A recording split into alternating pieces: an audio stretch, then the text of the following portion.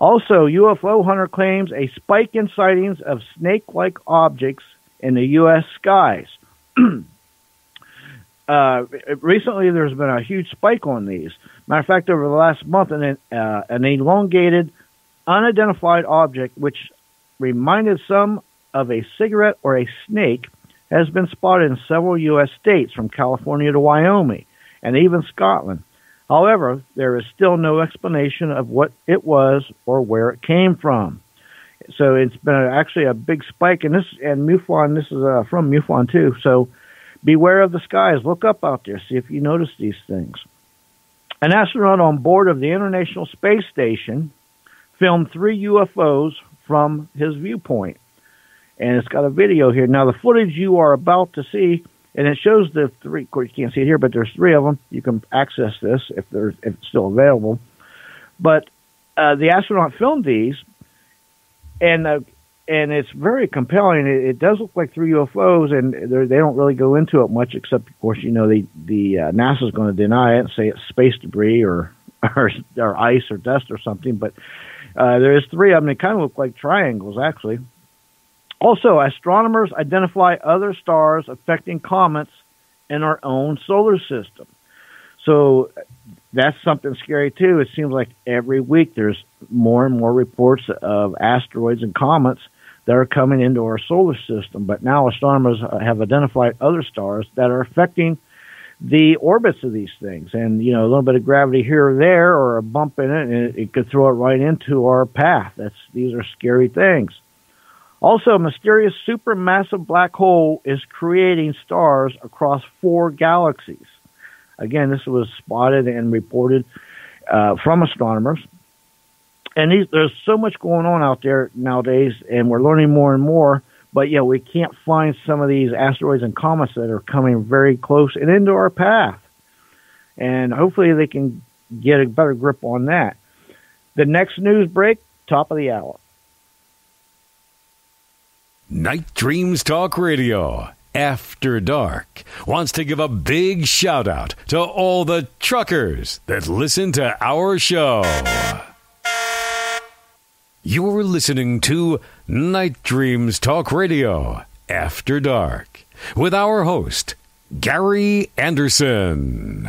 And that is me. Let's get a hold of Tim Swartz and get him on the show. I tell you what, James, you know what? The black holes that size makes me wonder. Maybe we won't wake up one day because a black hole will just swallow us like nothing.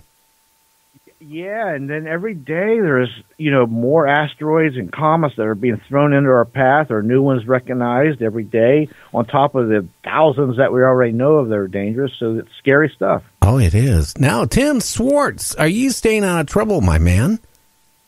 Oh, I'm trying to. Well, that's better than not.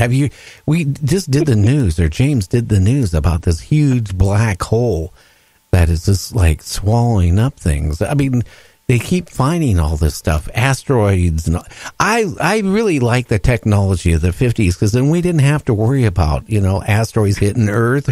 We didn't have to worry about black holes because we just weren't aware of the stuff. Well, what's the saying? Like, ignorance is bliss. Well, I think it'd be a lot nicer, but I tell you what, the big fad is? I don't know if you listened to the show before I got you on. You know what the big fad is? What's that? Sunbathing naked and tanning your butthole. Oh, okay. That's at least in the UK, that's a big fad right now. Really? Huh. That just shows you how out of it I am. I didn't even realize that was a thing. Could you imagine getting a sunburn and going to the ER and telling the doctor, they go, how did you get a sunburn there? Oh, I was trying to get vitamin D. Well, I can think of, easier and less painful and definitely less obtrusive ways to get my vitamin D. I can think of a lot of other ones, too. That's,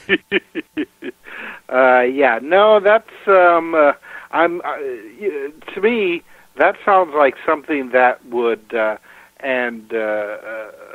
it surprises me that that would be Great Britain, that is something. But I suppose, considering how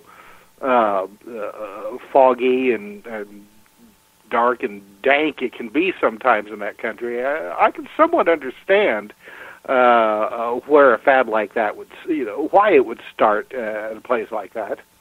Yeah, well, you know what? I should be careful out where I was sunbathing. Somebody come by with a dog.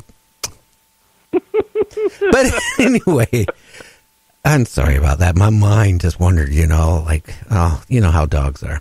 Anyway, if you got $750,000, Tim, you can buy one of these new flying cars that are coming available.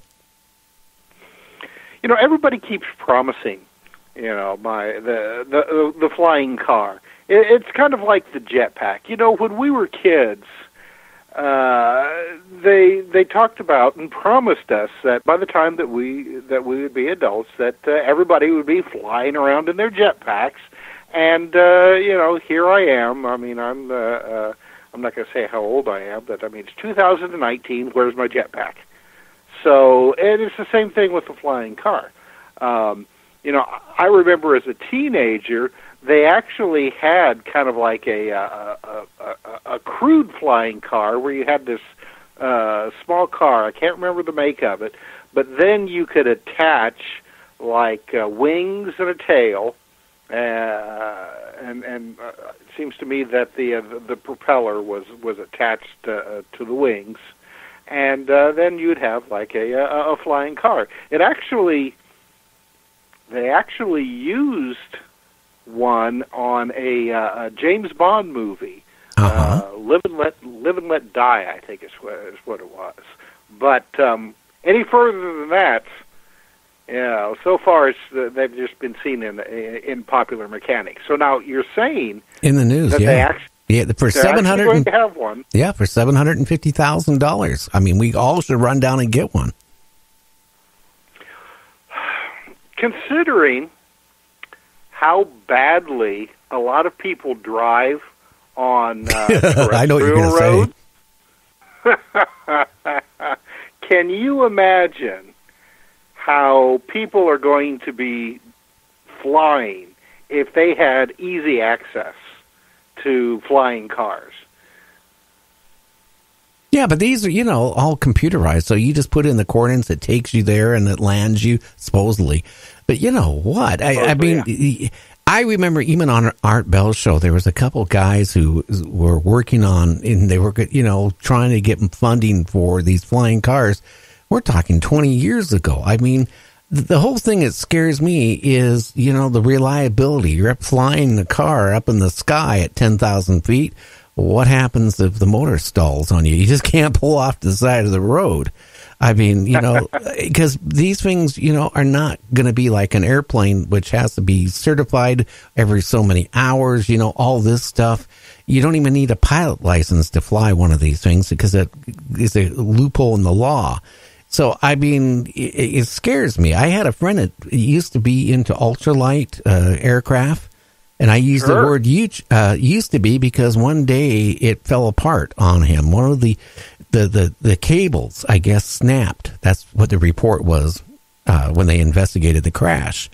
But the whole thing just folded up in midair on him, and he died. Well, let me think now. Air travel, and we're talking about commercial airliners, is the safest way to travel. However, when it comes to just like regular civilian pilots, those things are constantly falling out of the sky. So I'm not quite sure. And these are pilots who have been licensed and are supposed to keep their planes in good shape. So now, how is it going to be when you have flying cars, basically, when it gets to the point that most people with a little extra disposable income can buy one of these things? Like you said, I mean, are they going to be completely automated? I mean, they haven't even perfected that yet with regular cars on the road. So how's it going to be when these things are flying in the air? You know, you get one little computer glitch, excuse me, and you know, you've got flying cars running into the sides of buildings, or crashing into the Grand Canyon or whatever. That's scary, because you're right. My wife has a car. It's 3 years old. Everything is electronics. It's computerized. Even the module that runs the wipers and the ignition is on a little separate module that is attached to the computer. Yeah, hers went bad. So I figured, okay, well, hey, the wiper don't work. The engine is running a little rough. We take it into the dealer. $1,900 later for a module and a labor to put it in. Computerized. One of the little modules died. Because you imagine, you're flying in one of these, car planes, and something fails like that. I mean, all of a sudden, what's it do? Shut the motor off, then you drop? No, that's another thing too. I was asking James, but I don't think he checked into it. Originally, going back on Art Bell's show, when he had these two inventors on it, was trying to make the flying car and get funding for it. They had this elaborate system. If the motor failed, for example, a parachute would disperse out and bring it down gently. So, I mean, I'd be scared of anything that flies. It's designed to do both. Well, that's actually happened. I mean, somebody has taken that concept and I guess went commercial. I don't know how many civilian pilots have actually bought that, but I remember a couple of years ago reading a story about somebody flying, Piper Cub or something like that, and had one of those emergency parachutes installed on it, and he ran into trouble and was able to deploy it and actually landed the plane safely. Well, actually, I mean, he didn't land it. The plane came down on its own, but he survived. So, I mean, it's a workable concept, but again, I mean, while I love the idea of a flying car, I mean, it just it brings out that that kid in me that wants to have something like that. I just cannot see that being a viable mode of transportation anytime soon. Oh yeah, the way the people drive, that's scary. And also on the news, did you hear about in Connecticut? Was it James? A police officer sees a donkey walking on the side of the road, weaving. So the officer pulls his patrol car over, radios in that he's going to give a sobriety test. All right, they sent out other police cars. It was a donkey he was trying to give a sobriety test to. I just started wondering what was wrong with the officer. Did somebody spike his donut or something?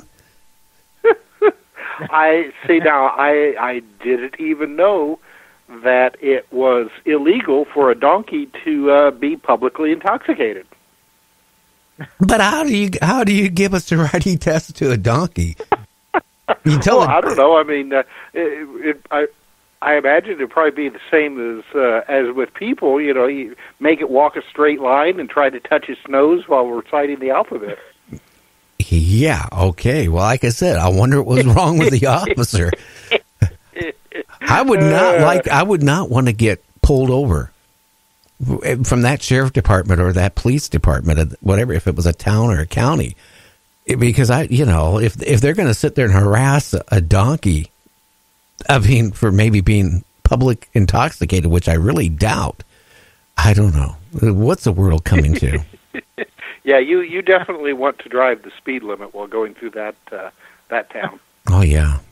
Now, the last couple of days, we've been talking about aliens, abductions. We had, James, your friend, Jim, was on. Jim Peniston was on. Yeah, he was.